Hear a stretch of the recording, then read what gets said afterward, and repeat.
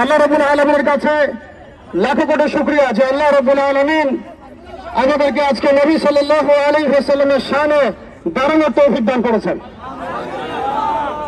আল্লাহ রাব্বুল আলামিনের দরবারে শুকরিয়া যে আল্লাহ রাব্বুল আলামিন আজকে আমাদেরকে বাংলার মাটিতে নবী সাল্লাল্লাহু আলাইহি ওয়াসাল্লামের শান মর্যাদা রক্ষার লড়াইয়ে নামার তৌফিক দান করেছেন। আমরা যে শাপলা চত্বরে দাঁড়িয়ে আছি, এটাই সেই ঐতিহাসিক জায়গা যা বাংলাদেশকে তাওহীদ এবং শিরকের দুটো মেরুকরণে ভাগ করে ফেলেছিল। আল্লাহ পাকের দরবারে আবারও শুকরিয়া জানাই যে আল্লাহ পাক আমাদেরকে কবুল করেছেন দ্বিতীয়বার শাপলা চত্বরে আসার। প্রিয় ভাইরা, একটা হাদিস আপনাদের সাথে আমি শেয়ার করবো, আজকে আলোচনা করবো, শুধু একটা হাদিস। এই হাদিসটার উপরেই ইনশাআল্লাহ তাআলা আজকের বর্তমান প্রেক্ষাপট উঠে আসবে। নবী করিম সাল্লাল্লাহু আলাইহি ওয়াসাল্লাম বলেছেন, সবাই দরুদ পড়ি সাল্লাল্লাহু আলাইহি ওয়াসাল্লাম, যে ব্যক্তি লা ইলাহা ইল্লাল্লাহ মুহাম্মাদুর রাসূলুল্লাহ সাক্ষ্য দিয়েছে, তাকে তিনটা কারণ ব্যতীত অন্য কোনো কারণে হত্যা করা জায়েজ নেই। তার প্রথম কারণটি হচ্ছে, বিবাহিত ব্যক্তি যদি ব্যভিচার করে। আপনারা যদি আজকের এই ব্যাপারটার দিকে তাকান, একজন ব্যক্তির নাম উঠে আসবে, সে ব্যক্তি শুধু ব্যভিচার করে নাই, বরং ধর্ষণ করেছে। আর এই ব্যক্তি শুধু একজন ব্যক্তির প্রতিকৃতি নয়, বরং বাংলাদেশের একটা সিস্টেমের প্রতিকৃতি। একটা সিস্টেমের প্রতিকৃতি হিসেবে সে এখানে নামকরণ করেছে, তার নামকরণ করা হয়েছে। দ্বিতীয় কথা হচ্ছে, যে ব্যক্তি আল্লাহ এবং তার রাসূল মুহাম্মদ সাল্লাল্লাহু আলাইহি ওয়াসাল্লামের শানে কটূক্তি করবে, সেই ব্যক্তি মুরতাদ হয়ে যাবে, হত্যাযোগ্য অপরাধ করেছে। এবং চার মাযহাবের কোন ইমামের মধ্যে কোনো ইখতিলাফ নাই যে এই অপরাধ করলে তার বেঁচে থাকার কোনো অধিকার নাই। তৃতীয় কথা হচ্ছে, যদি কোনো ব্যক্তি হত্যার বদলে হত্যা করে, অর্থাৎ নিরপরাধ ব্যক্তিকে যদি কেউ হত্যা করে, তাহলে তাকে হত্যা করতে হবে। এটা কিসাস। এই কিসাস এই ব্যানারের মধ্যে লিখিত নামের মধ্যে জড়িত আছে। শুধু একটা দুইটা কিসাস নয়, বাংলাদেশের মধ্যে হাজার হাজার কিসাস এখন দাবি রাখে। প্রিয় ভাইয়েরা, প্রিয় তাওহীদি জনতা, বিশ্ব এবং দেশ দুটা মেরুতে ভাগ হয়ে যাচ্ছে। হয় আপনাকে ঈমানের শিবিরে থাকতে হবে, অন্যথায় কুফরের শিবিরে থাকতে হবে। হয় আপনাকে মুমিন হতে হবে, অথবা মুনাফিক হতে হবে। হয় আপনি মুশরিক হবেন, না হলে তাওহীদপন্থী হবেন। হয় আপনি তাওহীদি জনতা হবেন, অথবা আপনি কাফেরদের জনতা হবেন। এর মাঝামাঝি কোনো রাস্তা আমাদের সামনে খোলা নাই। শাপলা চত্বর থেকে আমরা দ্বিতীয়বার প্রত্যয় ব্যক্ত করতে পারি, বাংলার জমিনে আমরা আল্লাহর সামনে কটূক্তিকারী, নবী সাল্লাল্লাহু আলাইহি ওয়াসাল্লামের সামনে কটূক্তিকারী কোন ব্যক্তির অস্তিত্ব রাখবো না ইনশাআল্লাহ। আমরা এই দায়ভার আমরা নিজের হাতে উঠাতে চাই না। আমরা চাই আমাদের প্রশাসন, আমাদের কর্তৃপক্ষ, আমাদের সরকার, আমাদের ঊর্ধ্বতন কর্তৃপক্ষ তারা নিজেরা উদ্যোগ নিয়ে ব্লাসফেমি আইনের মাধ্যমে এই দ্রুত বিচার বাস্তবায়ন করবেন। এরপরে যদি আপনারা এই গাদ্দারদের, এই শাতনা রাসূলদের, আল্লাহ দ্রোহীদের পক্ষ অবলম্বন করেন, তাহলে আল্লাহি তারা যদি কাব বিন আশরাফ হতে পারে, আমরা মুহাম্মদ বিন মাসলামা হতে পারবো ইনশাআল্লাহ। তারা যদি কাব বিন আশরাফ হতে পারে, আমরা মুহাম্মদ বিন মুসাইলামা হতে পারবো ইনশাআল্লাহ। তারা যদি ইবনে খাতাল হতে পারে, আমরা কাবার গেলাস ধরা ঝুলন্ত অবস্থায় তাকে হত্যা করতে পারবো ইনশাআল্লাহ। তারা যদি আবু রাফি হতে পারে, আমরা ইনশাআল্লাহ তাআলা আনাস বিন বলুন, সেটা হতে পারবো ইনশাআল্লাহ তাআলা। এক কথায় আমরা নিজের হাতে আইন উঠাতে চাই না। আমরা চাই আমাদের প্রশাসন, আমাদের কর্তৃপক্ষ, আমাদের সরকার যেন এই বিষয়ে ব্যবস্থা গ্রহণ করে।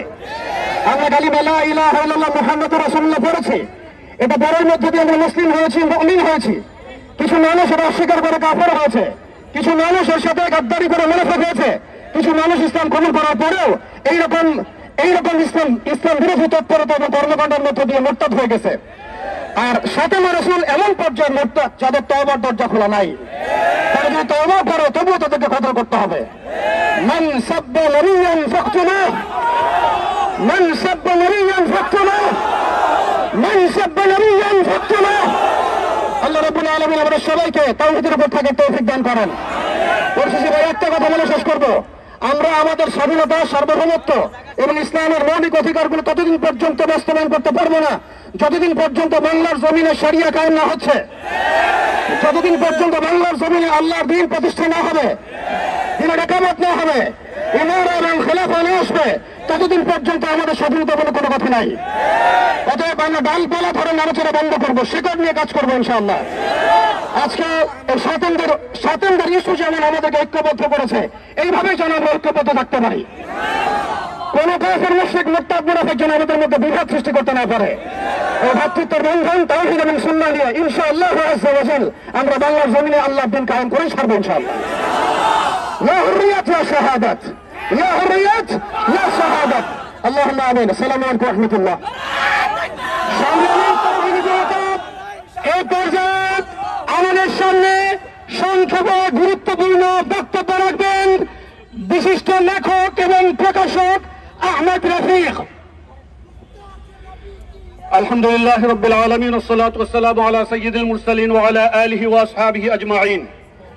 দেখেন, আজকে আমরা যখন আল্লাহ ও তার নবীর ভালোবাসার প্রতিক্রিয়া দেখাই, তখন আমাদেরকে তারা বলে আপনারা এত প্রতিক্রিয়া কেন দেখান? বলে না? তারা বলে দেশটা অনেক খারাপ অবস্থায় আছে, অস্থিতিশীল অবস্থায় আছে, মাত্র আমরা গণ অভ্যুত্থান কমপ্লিট করছি, আপনারা একটু শান্ত হন। বলে কি বলে না? তারা সংবিধান নিয়ে সোচ্চার, তারা ন্যাপকিন নিয়ে সোচ্চার, তারা প্যাড নিয়ে সোচ্চার, তারা অনেক কিছু নিয়ে সোচ্চার। কিন্তু আমরা যখন আল্লাহ ও তার রসুলের ভালোবাসা দাবি নিয়ে সোচ্চার হই, তখন তারা আমাদেরকে সবক দিতে আসে, দেশটা অস্থিতিশীল করবেন না। আমরা বলতে চাই, এই দেশটাকে স্থিতিশীল রাখার দায়িত্ব কি শুধু আমাদের? এই দেশের গুরুত্বপূর্ণ পজিশনে যারা বসে আছেন তাদের কি দায়িত্ব নাই? আচ্ছা, রাখাল রাহা যে এই দেশের সরকার তাকে একটা গুরুত্বপূর্ণ পজিশনে বসিয়েছে, এনসিটিবির আপনার পাঠ্যপুস্তক রিভিউ প্রকল্পের একটা গুরুত্বপূর্ণ পদে, এরকম গুরুত্বপূর্ণ একটা পদে বসে যখন তার মনে হলো চলেন ফেসবুকে যাই, আল্লাহ ও তার রসুলের বিরুদ্ধে একটা কটূক্তি করে আসি, এরকম নির্বোধের মতন কাজ করে, তখনও কি প্রশাসন থেকে তাদেরকে বলা হয়েছে যে আপনি এরকম কেন কুকুমুন্ডকের মতন কাজ করলেন, কেন উস্কানি দিলেন? তাকে কিন্তু বলা হয় না। সকল দায়ভার তৌহিদি জনতার। তৌহিদি জনতাকে কোপ খেতে হবে। আমাদের আইনজীবী আলিফ কোপ খেয়ে দিবালোকে নিহত হয়েছে, ধৈর্য আমাদেরকেই ধরতে হবে। কিন্তু তাদের কোনো ধৈর্য নাই, তারা তাদের সব কাজ করবে, সকল ব্যাপারে প্রতিক্রিয়া দেখাবে, আর ধৈর্য নসিহত শুধু আমাদেরকে দিবেন আপনারা। এটা আপনাদেরকে বুঝতে হবে, এটা কাজ করবে না। শোনেন, ধৈর্য আপনারা ব্যাপারটা বুঝতে পারছেন না যে ধৈর্য কখন ধরবে কখন ধরবে না। এটা ইজ অল অ্যাবাউট প্রায়োরিটি। আপনার কাছে ন্যাপকিন গুরুত্বপূর্ণ, আপনার কাছে আরো অনেক সংস্কার গুরুত্বপূর্ণ, আপনার কাছে নির্বাচন গুরুত্বপূর্ণ, আপনার কাছে সংবিধান গুরুত্বপূর্ণ, আমাদের কাছে সবচেয়ে বেশি গুরুত্বপূর্ণ আল্লাহ এবং তার রাসূল। সুতরাং আপনি যদি এসব ব্যাপারে প্রতিক্রিয়া দেখাতে পারেন এবং দেখান, আমরা আমাদের প্রাণপ্রিয় নবী মুহাম্মদ সাল্লাল্লাহু আলাইহি ওয়াসাল্লাম এবং আল্লাহ রাব্বুল আলামিনের শানে যদি কটূক্তি করে, তাহলে আমরা আমাদের রক্ত দিয়ে প্রতিক্রিয়া দেখাতে পিছপা হব না ইনশাআল্লাহ। আজকের এই সমাবেশে আমাদের কিছু সুনির্দিষ্ট দাবি আছে। আমি সংক্ষেপে আপনাদেরকে সেই দাবিগুলো পাঠ করে শোনাতে চাই। 1 নাম্বার, আপনারা জানেন যে ব্যক্তি আল্লাহ তার নবীর সাথে কটূক্তি করেছে, রাখাল রাহা যার নাম, সরকার তাকে রাখাল রাহা নামেই নিয়োগ দিয়েছে, কিন্তু তার মূল নাম কিন্তু রাখাল রাহা নয়। আমাদের লজ্জা হয়, তার নাম সাজ্জাদুর রহমান। আমাদের প্রথম দাবি, এই যে রাখাল রাহাকে দ্রুত গ্রেফতার করতে হবে, এবং সোহেল গালিব যে তার কবিতা প্রকাশ করেছে, দেখেন একটা ব্যাপার, সে কিন্তু এই কবিতাটা নতুন লেখে নাই, যে নতুন কবিতা লিখেছি তার মনে অনেক আকুতি এটা প্রকাশ করি, এই কবিতা কিন্তু তার পুরনো, কিন্তু সেই কবিতা এখন কেন পাবলিশ করলো ফেসবুকে? এর উদ্দেশ্য হলো আপনাদেরকে উস্কানি দেওয়া। সুতরাং সরকার যদি মনে করে যে দেশকে স্থিতিশীল রাখবে, তাহলে প্রথম পর্যায়ে যারা উস্কানি দিল, তৌহিদি জনতাকে যারা উস্কানি দিল, তাদের শাস্তির ব্যবস্থা করতে হবে। 2 নাম্বার, ধর্মীয় অবমাননা, উস্কানিমূলক প্রচার রোধে বিশ্বব্যাপী বিদ্যমান আইন ও আন্তর্জাতিক দৃষ্টান্ত পর্যালোচনা করে বাংলাদেশের দৃঢ় ও কার্যকর ব্লাসফেমি আইন প্রণয়ন করতে হবে। এই আইনের মাধ্যমে ধর্মীয় অবমাননার সকল ধরনের অপরাধের জন্য দৃষ্টান্তমূলক শাস্তি নিশ্চিত করতে হবে। 3 নাম্বার, রাজনৈতিক অসদুদ্দেশ্যে করা মামলায় আটক সকল আলেম ও ইসলামপন্থীদের নিঃশর্ত মুক্তি দিতে হবে। বিশেষ করে গুম ও নির্যাতনের পর জোরপূর্বক অনেক মানুষের কাছ থেকে হত্যার ভয় দেখিয়ে, তাদের পরিবারের উপরে নির্যাতনের ভয় দেখিয়ে 164 ধারায় জবানবন্দি নেওয়া হয়েছে।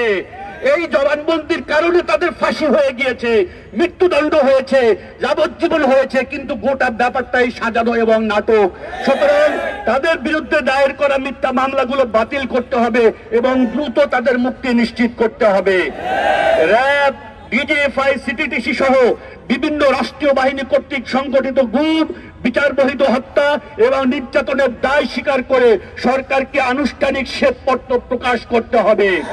এ সংক্রান্ত সকল নথি জনসমক্ষে আনতে হবে এবং রাষ্ট্র ও রাষ্ট্রীয় বাহিনীগুলোকে ভিকটিমদের পরিবার ও পুরো জাতির কাছে আনুষ্ঠানিকভাবে ক্ষমা প্রার্থনা করতে হবে।